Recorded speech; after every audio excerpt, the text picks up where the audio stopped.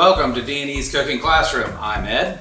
I'm Dante. And today we are smoking a pork butt on the pellet grill. What are our sides today, dude? Man, today, we have the loaded mashed potato. But there's something unique about this. We have sweet potatoes and Idaho potatoes infused together. Make something delicious. As well, we have our wonderful asparagus grilled, topped off with a nice blue cheese crust. Man, that sounds amazing. A couple of things to consider today. We are going to be cooking on the pellet grill, but you can also adjust and cook it to something if you don't have a pellet grill or are not too familiar with it. You can try the oven, you can try the Instapot, you can try a crock pot, all great methods. Oh, Dutch oven. Also a good idea. You can, it does really well with liquids. You can put red cooking wine or other things like that. Today we're gonna show you how to cook it just on the grill, but keep an open mind that there are other ways to do this. The oven and crock pot are a convection type cookers similar to the pellet grill, so you'll be good either way. Another thing to consider, today we're gonna be cooking low and slow. We're not gonna be cooking on a high temperature. We're gonna be cooking about 225, probably for about 7 or 8, 9 hours. It's about a 3 or 4 pound butt. But keep in mind, if you wanna cook at a higher temperature to get it done quicker, you can. I prefer that way. I prefer to get it to about 200 and 205 degree temperature, so it's all the tendons and ligaments have melted. You just pull that thing right apart. Man, I can't wait for this beautiful pork butt. Yeah, and then we're gonna top it off with barbecue sauce, and check out our last episode if you want to add our homemade barbecue sauce to the mix. Let's get cooking.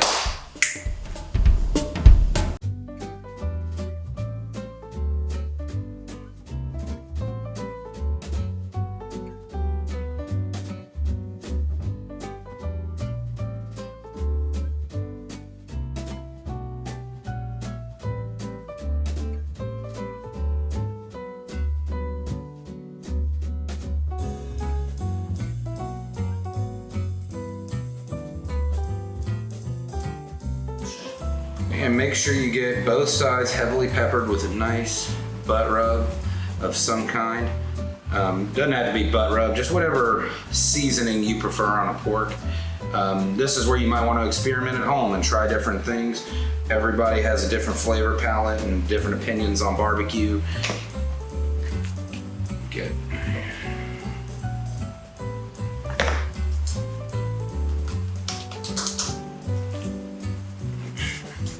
Alright, so we're going to put the pork butt on the grill now. Set it nice and tenderly in there. And if you have the two utensils to have a probe of some kind, that's great. Otherwise, just have an instant read thermometer. Make sure you get it as close to the center as possible so you make sure that it's fully cooked when you're done. And then you set it there, and now you're playing the waiting game. It's going to take at least 5, 6, 7, 8 hours. Then you're going to leave the pork butt on the grill. I always maintain the temperature and see what the meat's at. Right now we're at 44 degrees, nowhere near where we want to be. It's going to take several hours depending on what temperature you're at. As you recall from our early on, I was saying we're going to do a low and slow cook on this one. It's going to be at 225 degrees. So it's going to take a good 7 or 8 hours to get where we want it to be, if not longer, depending on the size of your butt and how much and what temperature you go. If you opt for a higher temperature at 350, it might be a little quicker. It's probably not going to be as juicy and tender of a meat, but it'll still be delicious. It's just all about preference and what kind of time you have at this point. All right, guys, we're back with our sides with this pork butt here. Got all the ingredients for our loaded mashed potatoes here. We got the cheddar cheese, the sour cream, and we also have the bacon, nice and crispy. But first, we're just going to skin our potatoes here. Sweet potato, Idaho potato. Just do a rough cut on your potato real quick. So we take our sweet potato here. Just a nice little rough cut for our boiling water. Just helps it cook faster. Everybody wants to get food in a hurry here in America, so we're gonna knock that out with the sweet potato.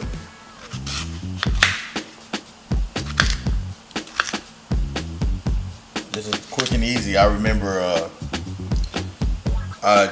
surprised my girlfriend with a trip to Detroit and went to this restaurant, and they had the best loaded mashed potatoes. I was like, there's something different about these. And the person who was there, they were like, oh, we put sweet potatoes in it. And I was like, I've never done that before. And that's how this loaded mashed potatoes came about, with the sweet potatoes.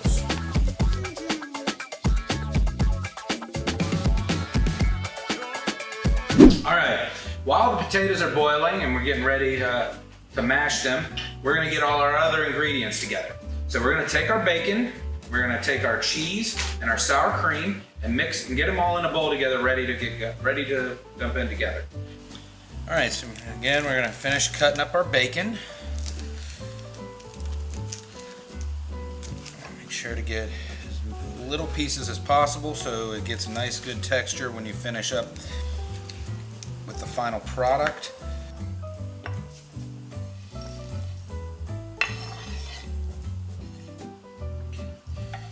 Now we're going to get our cheese. For this amount of potatoes, we recommend approximately 1 cup. Again, our technique is no technique, so choose how much you want to do on your own to taste, but about 1 cup of cheese. And then we suggest for taste, we're going to do about 2 or 3 dollops of sour cream. Now you can add more or less. Sour cream is an acquired taste for some people, but we like sour cream here, so we're going to add a good bit to that as we get ready to mix it with the finished mashed potatoes. All right, we got our potatoes done. Took a little bit longer than I expected. Took about 20 minutes instead of that 12 I mentioned. I think it's because I had larger chunks of sweet potatoes. We're gonna do something here. We're gonna take the pot, we're actually gonna strain our potatoes. A little strategy I learned is dump about half of it into the strainer, then dump another half. All right, and you continue pouring the water in here by halves, and then this is our completed with the sweet potatoes, the Idaho potatoes here. And then we'll get ready to smash these bad boys up and put it with our bacon, sour cream, and cheddar cheese and butter. All right, as you can see, the temperature's at 159 degrees. This is approximately 4 hours after we put it on the grill. So we've been, like I said, it's about 4 hours. We want to come take a look and see what our progress is on the pork butt.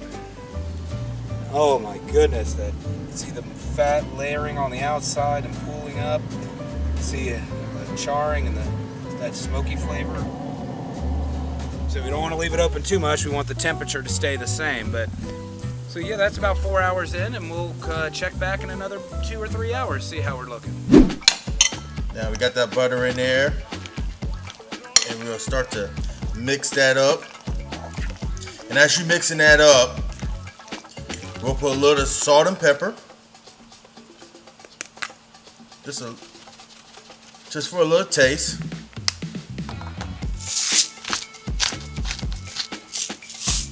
I like garlic, so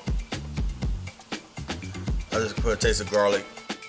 And once we get it all turned up with just the butter and the sweet potatoes and Idaho potatoes, you see here, we add everybody's ingredients: bacon, cheddar cheese, and sour cream.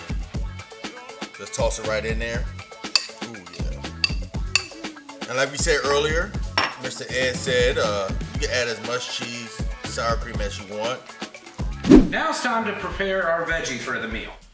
We're gonna cook some asparagus here. You need to start by washing your asparagus with a fruit and vegetable wash. Make sure that it's nice and clean. Then you take the asparagus and you snap off any of the little white pieces at the end. Those aren't gonna be very appetizing if you cook them, I promise you. Another way to get rid of the end of the stalk is just to cut straight through. If you're lazy like me and wanna save some time,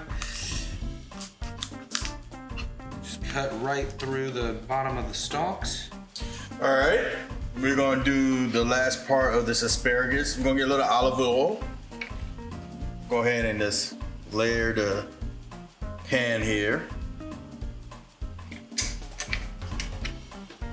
I kind of just get it real quick. Just a nice little roundabout around our glass pan. Then we'll go ahead and toss in asparagus, spread evenly across the pan.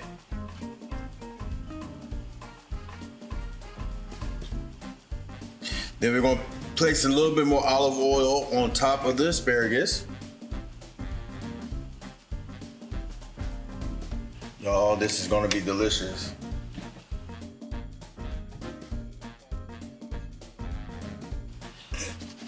We got this black pepper on top of the asparagus.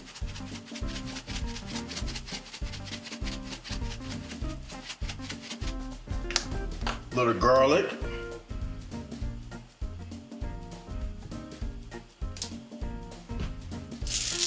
As well as our Himalaya salt. And y'all, our potatoes are almost done.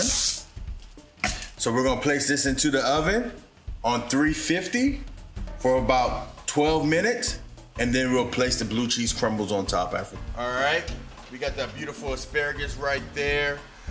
We do have about another good 10 minutes on that, but we're gonna go ahead and put that blue cheese crumble.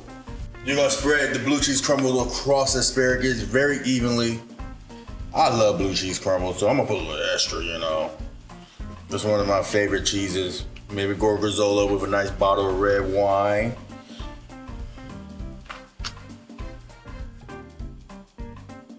And then we're gonna stick it right back into the oven for another 5 to 10 minutes to crust right up and nice and brown. So now we have our beautiful asparagus coming out of the oven. Check that out there. So good. Melt it on. Place it right over here. Let it cool down for about five minutes. Now that the butt's nice and cooked, we're gonna take whatever tools you have to shred and just look at how easily this thing just comes right out. Now, as usual in our show, this is part of a preference. If you like larger chunks or more stringy chunks, you can pick which way you want to go. Doesn't really matter to me. Just want to get that good meat stripped apart. And we're just about ready to put on our barbecue sauce. Now we just get that barbecue sauce right there. Right in there. As well, I got my little buddy next to me. I got my helper, our amazing chef. He actually gave us all the ingredients today. He's waiting for his cut. Give him a piece of the unsauce. Here you go, buddy. Thank you, Maddox. I appreciate the help today. But you put that barbecue sauce in there. I just put a light coating. If you want to add a little bit more, you can. And that is our beautiful barbecue pork butt. And here we have it, our pulled barbecue with mashed potatoes and blue cheese crumbled asparagus. You know, we don't believe in plating here, as it seems a little self-serving, but man, you can't help but make this look beautiful. And now it's time for the taste test. So let's give this bad boy a try. Yeah, that's really good. Basically here you get, when you cook it to such a high temperature, all the ligaments and tendons melt out and it tastes really good. It's got a good buttery flavor. If you don't want that, maybe just go with a little lower temperature. Let's try these mashed potatoes. A good flavor. That cheese, sweet potato, and regular potato really blend well together. You'd think they wouldn't, but man, it has a good symphony right there. And let's try one of these pieces of asparagus.